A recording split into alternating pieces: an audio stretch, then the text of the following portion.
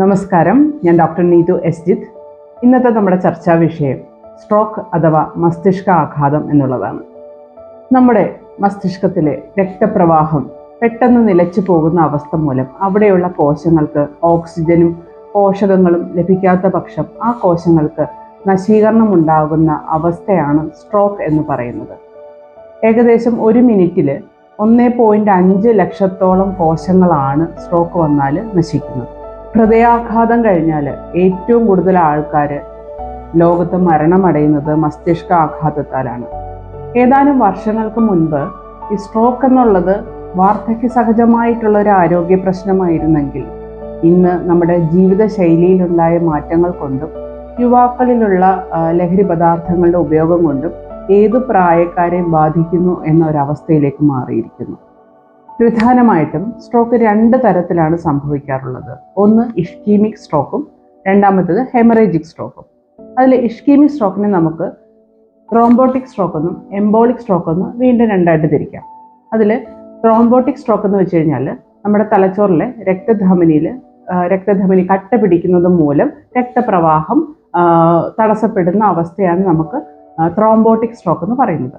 Embolic stroke എന്ന് പറഞ്ഞു കഴിഞ്ഞാൽ ശരീരത്തിൻ്റെ മറ്റ് ഭാഗങ്ങളിലുള്ള രക്തധമനികളിൽ രക്തം കട്ട പിടിക്കുന്നു, എന്നിട്ട് ആ ക്ലോട്ട് അതിൽ നിന്ന് സെപ്പറേറ്റ് ആയിട്ട് തലച്ചോറിലെ രക്തധമനിയിൽ വന്നിട്ട് അവിടെയുള്ള രക്തപ്രവാഹത്തിനെ തടസ്സപ്പെടുത്തുന്നു. അങ്ങനെ ഉണ്ടാവുന്ന സ്ട്രോക്കിന് നമുക്ക് എംബോളിക് സ്ട്രോക്ക് എന്ന് പറയാം. ഹെമറേജിക് സ്ട്രോക്ക് എന്ന് വെച്ച് കഴിഞ്ഞാൽ തലച്ചോറിലെ രക്തധമനി അത് പൊട്ടുന്നത് മൂലം രക്തം പുറത്ത് വരുന്ന അവസ്ഥ, അങ്ങനെ ഉണ്ടാകുന്ന സ്ട്രോക്കാണ് ഹെമറേജിക് സ്ട്രോക്ക് എന്ന് പറയുന്നത്. ഒരു 90% സ്ട്രോക്ക് സംഭവിക്കുന്നത് ഞാൻ ആദ്യം പറഞ്ഞ ഇഷ്കീമിക് സ്ട്രോക്ക് മൂലമായിരിക്കും. തലച്ചോറിൻ്റെ ഏത് ഭാഗത്തെയാണ് ഇത് കൂടുതലായിട്ട് ബാധിച്ചിട്ടുള്ളത്, ആ ഭാഗത്തിലുള്ള ഫങ്ഷൻസ് എന്തൊക്കെയാണോ അതിനായിരിക്കും കൂടുതലായിട്ട് ഇമ്പയർമെൻറ്റ് ഉണ്ടാവുന്നത്.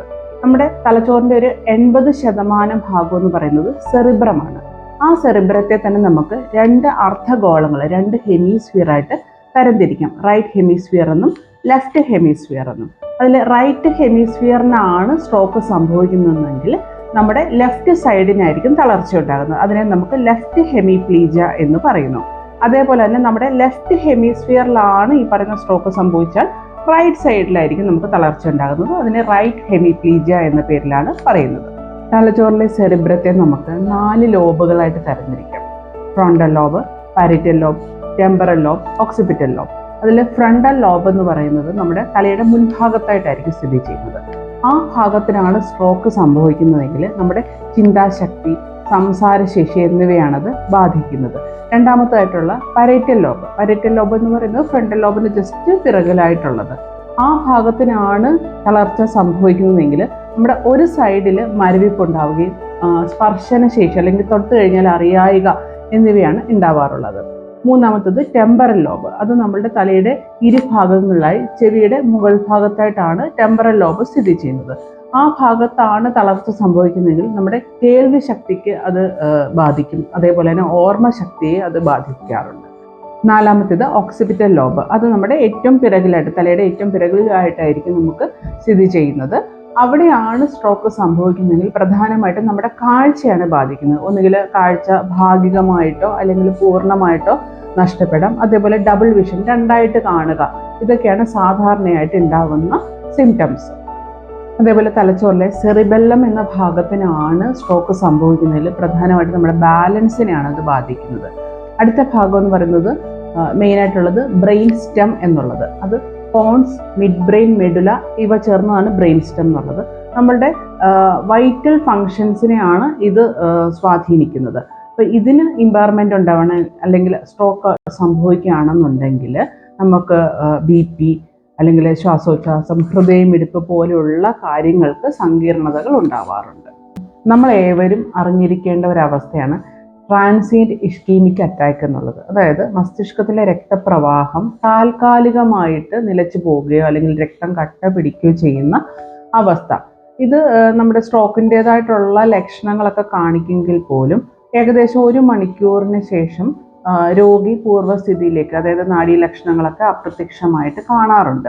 പക്ഷെ നമ്മൾ അറിഞ്ഞിരിക്കേണ്ട ഒരു കാര്യം, ഇവർക്ക് ഏകദേശം ഒരു 90 ദിവസത്തിനകം സ്ട്രോക്ക് ഉണ്ടാവാനുള്ള സാഹചര്യങ്ങളുണ്ടാകും. അപ്പോൾ നമ്മളൊരു അലാമിങ് സൈനായിട്ട് വേണം ഈ TIA നമ്മൾ കാണേണ്ടത്. അതായത് ഇപ്പോൾ ഒരു രക്തസമ്മർദ്ദമുള്ള ഒരാളാണ്, അല്ലെങ്കിൽ എന്തെങ്കിലും തരത്തിൽ ഹൃദ്രോഗമുള്ളവരോ പ്രമേഹമുള്ളവരാണെങ്കിൽ അവരതിനനുസരിച്ചിട്ടുള്ള അടിയന്തര ചികിത്സകൾ ചെയ്യണം. എങ്കിൽ നമുക്ക് വരാൻ സാധ്യതയുള്ള സ്ട്രോക്കിനെ നമുക്ക് നേരിടാൻ സാധിക്കും. സ്ട്രോക്കിൻ്റെ കാരണങ്ങളെ നമുക്ക് രണ്ടായിട്ട് തിരിക്കാം: അനിയന്ത്രിത കാരണങ്ങൾ, നിയന്ത്രിത കാരണങ്ങൾ. അനിയന്ത്രിത കാരണത്തിൽ പ്രധാനമായിട്ടുള്ളത് ഒന്ന് പ്രായമാണ്, രണ്ടാമത്തത് പാരമ്പര്യമായിട്ടുണ്ടാകാവുന്നത്, മൂന്ന് മുൻപേ സ്ട്രോക്ക് വന്നിട്ടുള്ളവരിൽ അല്ലെങ്കിൽ TIA എന്ന് ഞാൻ മുൻപ് സൂചിപ്പിച്ച ഒരു അവസ്ഥ, നാലാമത്തത് സർട്ടൻ ജനറ്റിക് കണ്ടീഷൻസിൽ. ഇനി നിയന്ത്രിത കാരണങ്ങൾ പറയുമ്പോൾ നമ്മൾ ആദ്യം മനസ്സിലാക്കേണ്ടത് സ്ട്രോക്ക് എന്നുള്ളത് ഒരു ജീവിതശൈലി രോഗം കൂടെയാണ്. അതായത് അമിതമായിട്ട് രക്തസമ്മർദ്ദമുള്ളവർ, അതേപോലെ ഹൃദ്രോഗമുള്ളവർ, പ്രമേഹമുള്ളവർ, അനാരോഗ്യകരമായിട്ട് ഭക്ഷണം കഴിക്കുന്നവർ, അമിതവണ്ണമുള്ളവർ, പിന്നെ വ്യായാമത്തിൻ്റെ അഭാവമുള്ളവർക്ക്, അതേപോലെ മാനസിക സമ്മർദ്ദം അധികം അനുഭവിക്കുന്നവർക്ക്, ഇവർക്കൊക്കെ സ്ട്രോക്ക് ഉണ്ടാവാനുള്ള സാഹചര്യം വളരെ കൂടുതലായിരിക്കും. ഇനി നമുക്ക് സ്ട്രോക്കിൻ്റെ ലക്ഷണങ്ങൾ നോക്കാം. അത് പെട്ടെന്ന് മനസ്സിലാക്കാനും നമുക്ക് കൃത്യമായിട്ട് അത് ഉപയോഗിക്കാനുമുള്ള ഒരു മെഡിക്കൽ അക്രോണിമാണ് BFAST എന്ന് പറയുന്നത്. BEFAST. ഇത് ഓരോന്ന് എന്താണെന്ന് നമുക്ക് നോക്കാം. അതിൽ ഫസ്റ്റ് B എന്ന് പറയുന്നത് ബാലൻസ് ആണ്. അതായത് പെട്ടെന്ന് ബാലൻസ് നഷ്ടമാവുക, നടക്കാൻ ബുദ്ധിമുട്ട് തോന്നുക, തലകറക്കം അനുഭവപ്പെടുക എന്നുള്ളതാണ് B എന്ന പദം കൊണ്ട് അർത്ഥമാക്കുന്നത്. E for eyes. കാഴ്ചയ്ക്ക് മങ്ങലുണ്ടാവുക, അല്ലെങ്കിൽ രണ്ടായിട്ട് കാണുക, ഒരു കണ്ണിലോ രണ്ട് കണ്ണിലോ പെട്ടെന്ന് കാഴ്ച നഷ്ടപ്പെടുന്ന അവസ്ഥയാണ് E എന്ന, അതായത് ഐസ് എന്നതുകൊണ്ട് ഉദ്ദേശമാക്കുന്നത്. മൂന്നാമത്തത് F, ഫേസ്. അതായത് നമ്മൾ അവരോട് ചിരിക്കാൻ ആവശ്യപ്പെടുമ്പോൾ അവരുടെ മുഖത്തിൻ്റെ ഒരു ഭാഗം ഓടിപ്പോവുക, അല്ലെങ്കിൽ മരവിപ്പ് അനുഭവപ്പെടുക എന്ന അവസ്ഥ. നാലാമത്തത് A for ആംസ്. രണ്ട് കൈകളും ഒരേപോലെ ഉയർത്താൻ ആവശ്യപ്പെടുമ്പോൾ ഒരു കൈ താഴേക്ക് താനെ താഴ്ന്നു പോവുകയോ ഒരു കൈക്ക് ബലക്കുറവ് തോന്നുകയോ ചെയ്യുന്ന അവസ്ഥ. അടുത്തത് S, സ്പീച്ച്. സംസാരിക്കുമ്പോൾ സംസാരം കുഴഞ്ഞു പോവുകയോ വ്യക്തത ഇല്ലാതിരിക്കുകയോ മറ്റുള്ളവർ പറയുന്നത് മനസ്സിലാക്കാൻ ബുദ്ധിമുട്ടുണ്ടാവുകയോ ചെയ്യുന്ന അവസ്ഥ വരുന്നതിനാണ്. അതാണ് നമ്മൾ S ഫോർ സ്പീച്ച് കൊണ്ട് നമ്മൾ ഉദ്ദേശിക്കുന്നത്. അടുത്തത് T, ടൈം. അതായത് ഈ ലക്ഷണങ്ങൾ ഏതെങ്കിലും ശ്രദ്ധയിൽപ്പെട്ടാൽ ഒട്ടും വൈകാതെ വൈദ്യസഹായം തേടുക എന്നുള്ളതാണ് T എന്നതുകൊണ്ട് നമ്മൾ ഉദ്ദേശിക്കുന്നത്. സ്ട്രോക്ക് ചികിത്സയിൽ സമയം ഒരു പരമപ്രധാനമായിട്ടുള്ള ഒരു ഘടകമാണ്. എത്രയും പെട്ടെന്ന്, അതായത് ഈ പറയുന്ന ഏതെങ്കിലും ലക്ഷണങ്ങൾ കണ്ടു കഴിഞ്ഞാൽ എത്രയും പെട്ടെന്ന് അടിയന്തര ചികിത്സയ്ക്കായിട്ട് അവർക്ക് അതിനായിട്ടുള്ള ഒരു സെൻറ്ററിൽ കൊണ്ടുപോവുകയും പെട്ടെന്ന് തന്നെ CT അല്ലെങ്കിൽ MRI എടുത്തിട്ട് എന്ത് തരത്തിലുള്ള സ്ട്രോക്ക് അല്ലെങ്കിൽ എന്താണ് അവിടെ സംഭവിച്ചിട്ടുള്ളത് എന്ന് കൃത്യമായിട്ട് മനസ്സിലാക്കണം. അങ്ങനെ നമ്മൾ എത്രയും പെട്ടെന്ന് ചെയ്യുന്നത് കൊണ്ട് രോഗിക്ക് ഇതുമൂലം ഉണ്ടാവുന്ന കൂടുതൽ വൈകല്യങ്ങൾ ഉണ്ടാവാതിരിക്കാനും ഒരു പക്ഷേ അവരെ മരണത്തിൽ നിന്ന് രക്ഷിക്കാനും നമുക്ക് സാധിക്കും. ഇനി നമുക്ക് സ്ട്രോക്കിൻ്റെ ചികിത്സകളിലേക്ക് കടക്കാം. സ്ട്രോക്കിൻ്റെ ലക്ഷണങ്ങൾ കണ്ടു കഴിഞ്ഞാൽ നമുക്ക് അടിയന്തരമായിട്ട് ആധുനിക വൈദ്യസഹായം തേടാവുന്നതാണ്. രോഗി ഒന്ന് സ്റ്റേബിൾ ആയി കഴിഞ്ഞാൽ പുനരധിവാസ ഘട്ടത്തിലാണ് ആയുർവേദ ചികിത്സ ഫലപ്രദമാക്കുന്നത്. എത്രയും വേഗം ആയുർവേദ ചികിത്സ ചെയ്തു കഴിഞ്ഞാൽ അത്രയും വേഗം രോഗി പൂർണ്ണസ്ഥിതിയിലേക്ക് എത്തുന്നു. ആയുർവേദ ചികിത്സയിൽ ഒരു സമഗ്ര സമീപനമാണ് നമ്മൾ നൽകുന്നത്. അതായത് വാതദോഷത്തിൻ്റെ അസന്തുലിതാവസ്ഥയാണ് പക്ഷാഘാതത്തിന് കാരണമാകുന്നത്. അപ്പോൾ ആയുർവേദ ചികിത്സ ചെയ്യുന്നത് മൂലം നമുക്ക് ആ വാതദോഷത്തിനെ സന്തുലിതമാക്കുന്നതിനായിട്ടും അതേപോലെ തലച്ചോറിലുണ്ടായ കേടുപാടുകൾ പരിഹരിക്കാനും അതുമൂലം ഉണ്ടാകാവുന്ന വൈകല്യങ്ങളെ തരണം ചെയ്യാനും നമുക്ക് സാധിച്ചു വരാറുണ്ട്. നമ്മുടെ വയംസ് ഹോസ്പിറ്റലിൽ സ്ട്രോക്ക് റീഹാബിലിറ്റേഷൻ നല്ല രീതിയിൽ ചെയ്തു വരുന്നുണ്ട്.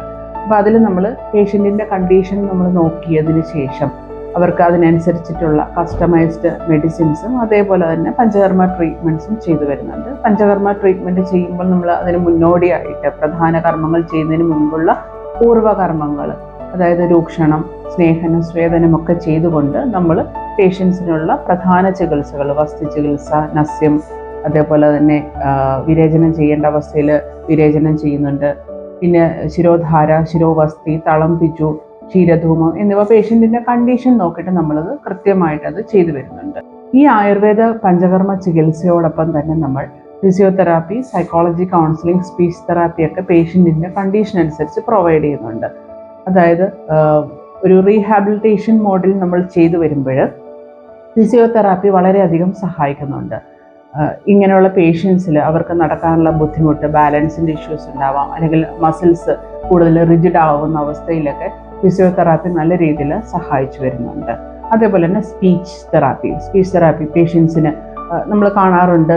സ്ട്രോക്ക് വന്ന പേഷ്യൻസിൽ ഒരു ഭാഗം കൂടിപ്പോവുകയും അവരുടെ സംസാരത്തിന് പ്രശ്നം, വ്യക്തതയില്ലാതെയൊക്കെ ഇരിക്കുന്ന അവസ്ഥ, ആ ഒരു സമയത്ത് സ്പീച്ച് തെറാപ്പി നല്ല രീതിയിൽ ആയുർവേദ ചികിത്സയോടൊപ്പം ചെയ്യുമ്പോൾ സഹായകമായി കാണാറുണ്ട്.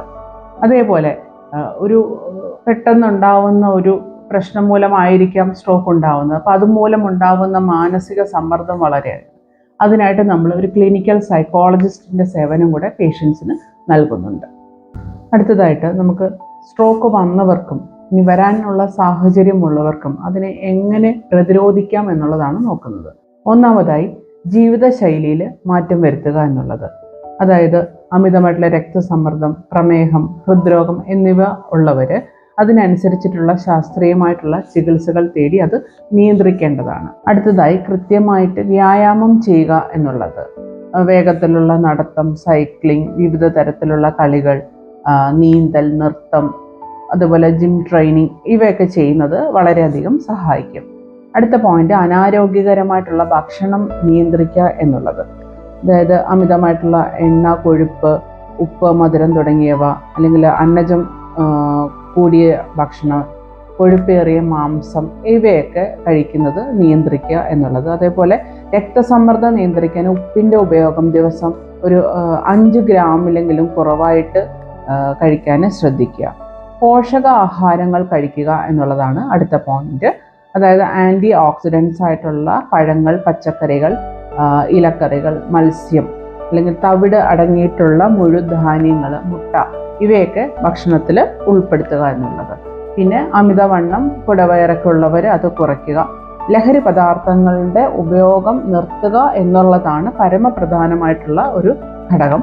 അടുത്തത് മാനസിക സമ്മർദ്ദം കുറയ്ക്കുക. അതായത് അമിതാധ്വാനം കുറയ്ക്കുക, ഉല്ലാസകരമായിട്ടുള്ള യാത്രകൾ, അല്ലെങ്കിൽ കുടുംബ അംഗങ്ങളുമായിട്ടുള്ള ഒരു സമ്പർക്കം, ഇവയൊക്കെ നിലനിർത്തി പോവുക എന്നുള്ളത്. ആവശ്യമെങ്കിൽ നമുക്കൊരു വിദഗ്ധമായിട്ടുള്ള ഒരു കൗൺസിലിംഗ്, അതായത് ഒരു ക്ലിനിക്കൽ സൈക്കോളജിസ്റ്റിൻ്റെ ഒരു സൈക്കോളജി കൗൺസിലിംഗ് സെഷനും കൂടെ നമുക്ക് ചെയ്യാവുന്നതാണ്. അടുത്തതായിട്ടുള്ളത് ഉറക്കം. ഒരു 7 തൊട്ട് 8 മണിക്കൂറെങ്കിലും നന്നായിട്ട് ഉറങ്ങുക എന്നുള്ളത്. അതേപോലെ നമ്മൾ അനിയന്ത്രിത കാരണങ്ങളിൽ ഒരു കുടുംബ ചരിത്രം ഉണ്ടെങ്കിൽ ഉണ്ടാവാനുള്ള സാഹചര്യമുണ്ടെന്ന് പറഞ്ഞു. അപ്പോൾ അത് അങ്ങനെയുള്ളവർ മുൻപേ തന്നെ പരിശോധനകൾ നടത്തി എന്തെങ്കിലും പ്രശ്നങ്ങൾ ഉണ്ടെങ്കിൽ അതിനനുസരിച്ചിട്ടുള്ള ചികിത്സാ മാർഗങ്ങൾ കൂടെ തേടേണ്ടതാണ്. സ്ട്രോക്ക് ജീവിതത്തിൻ്റെ അവസാനമല്ല, അത് നമുക്ക് അതിജീവിക്കാൻ സാധിക്കുന്നതാണ്. കൃത്യമായ ചികിത്സയിലൂടെയും പുനരധിവാസത്തിലൂടെയും സ്ട്രോക്ക് നിയന്ത്രിച്ചുകൊണ്ട് ജീവിതത്തിൻ്റെ എല്ലാ ഭംഗിയും ആസ്വദിച്ചുകൊണ്ട് നമുക്ക് മുന്നോട്ട് ജീവിക്കാവുന്നതാണ്. സർവേ സന്തു നിരാമയ. Let all be healthy. Thank U.